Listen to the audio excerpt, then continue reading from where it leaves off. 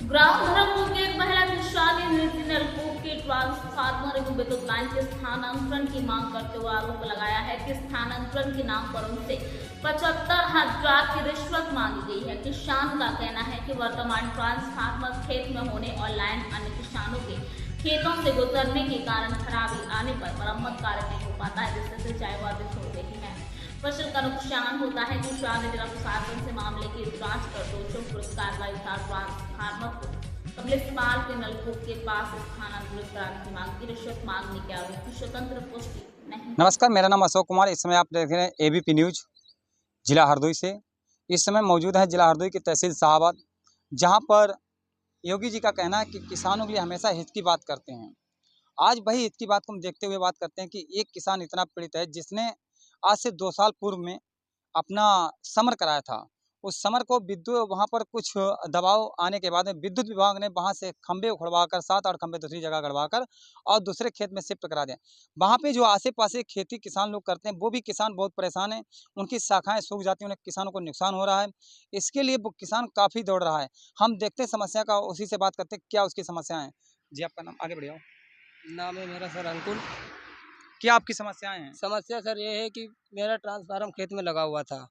वहाँ पे आने-जाने की असुविधा थी। अगर कोई बना बिगड़ी होती थी तो वहाँ पे नहीं ठीक हो पाती थी। तो इस कारण मैंने जे हिसाब से कहा मेरा ट्रांसफार्मर पीछे करवा दीजिए सर। तो उन्होंने कहा कि मैं नहीं करवा सकता हूँ।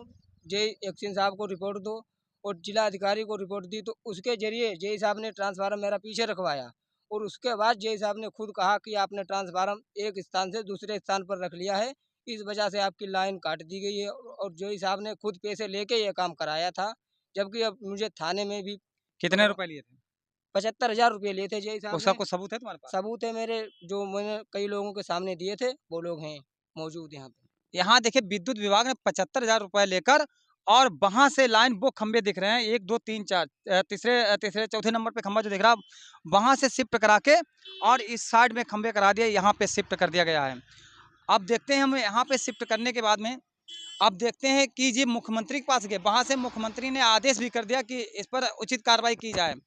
उस उचित कार्रवाई की आदेश की मतलब मुख्यमंत्री के आदेश की भी उल्लंघना करी गई और उसे सुना का अनसुना कर दिया गया।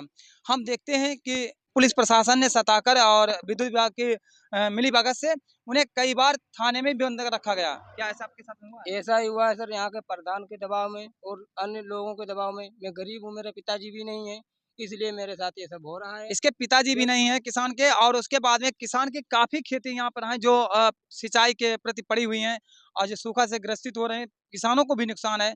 उसके साथ में गाँव के किसानों ने कहा कि हमें भी नुकसान है। और हम देखते हैं हमारी न्यूज़ चलने के बाद में क्या जबकि शासन सर प्रशासन इनकी कोई कार्रवाई करता है? जी बताएं। इसमें रिपोर्ट भी लगाई है जे साहब ने कि मौके पर जाकर मैंने खुद ट्रांसफार्मर पीछे कराया है और उसके बाद भी मुझे ही पीड़ित कर रहे हैं। एक में रिपोर्ट लगी जय साहब की कि हमने दूसरे स्थल पर स्थानांतरित किया है ट्रांसफार्मर को, और फिर वही जब शिकायत करने पर उसी रिपोर्ट को दोहरा दिया गया कि ये ट्रांसफार्मर वही किसान ने उठाकर दूसरी जगह रखा। हमें ये नहीं समझ में किसान किसान होता है कि इंजीनियर होता है। किसान वहां से 4 5 7 8 खंबे लगे हैं, इतनी दूरी पर खंबे कैसे लगाकर और कैसे ट्रांसफार्मर को वहां पर रख सकता है? क्या संभव है? असंभव है। ये हम देखते हैं कि न्यूज़ चलने के बाद में क्या कानूनी कार्रवाई होती है या नहीं होती है। विद्युत विभाग अपने कार्यशैली को सही करता है या नहीं करता। इसी बीच जय हिंद, जय भारत।